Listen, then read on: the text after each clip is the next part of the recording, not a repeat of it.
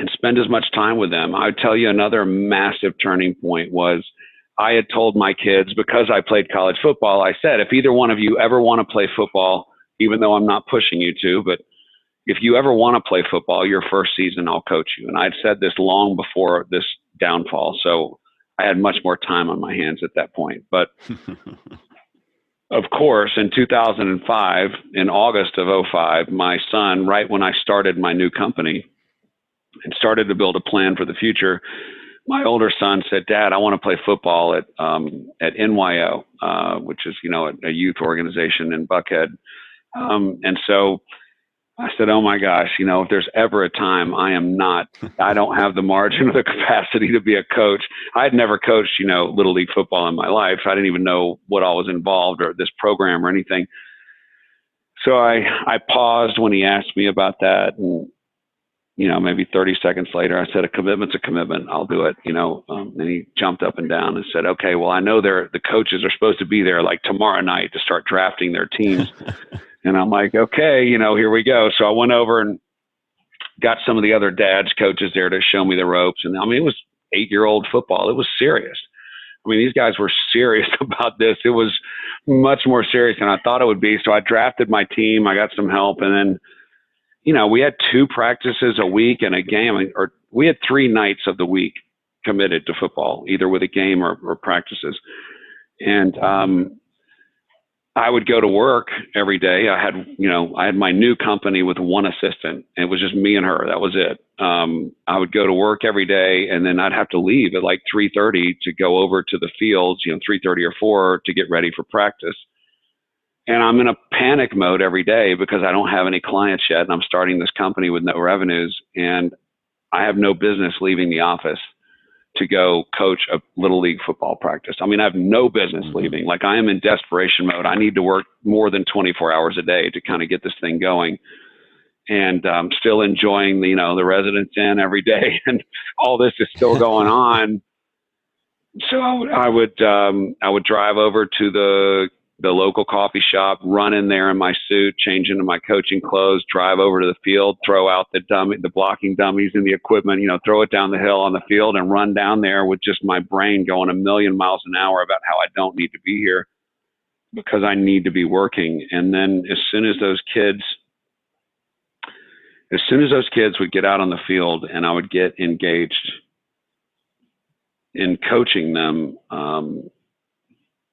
and just, watching my son looking at me while I'm coaching his team and, just so happy that I was there.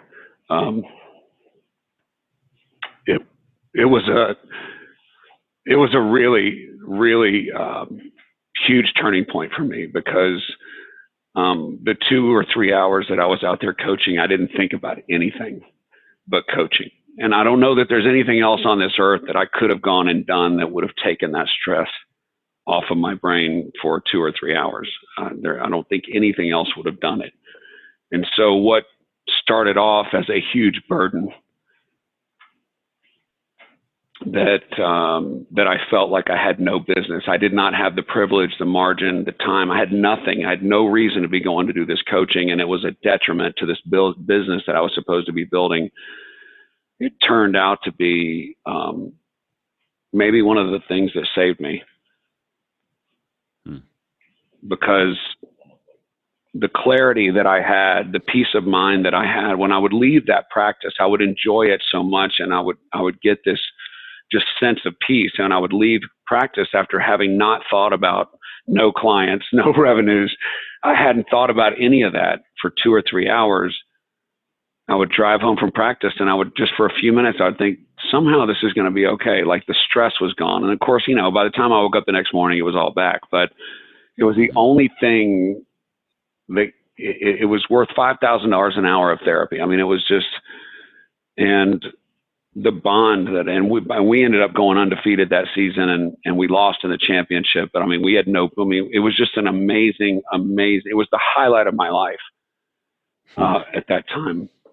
And when I committed to do it, I thought this is going to be the end of me. Like, I just committed to do something that's going to, and it ended up being possibly the thing that gave me the clarity when I was in the office to make the right decisions and to say the right things and focus on the clients as they slowly started coming in.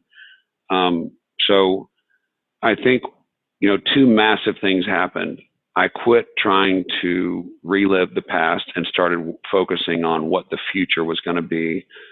And I made my kids the priority, because I think for somebody that cares about being a dad, making the kids the priority gives you such a sense of confidence as a dad that carries through in other areas of your life.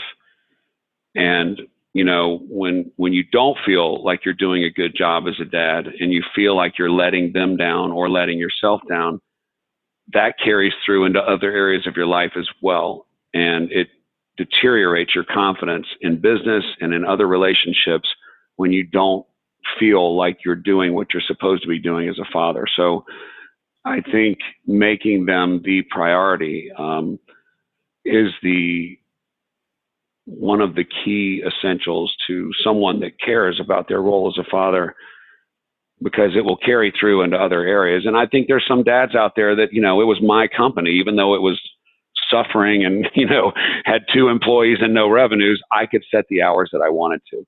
And I'm sure that there are some dads out there that say, oh, that sounds good, but I don't get off until this time or that time. But I don't think you have to coach. I mean, I think, if your son wants to play football, then, go out and make sure you're in the yard, to make sure you're at the practices. You're in the yard throwing the football with them. You're talking with them about it. You're engaged in it.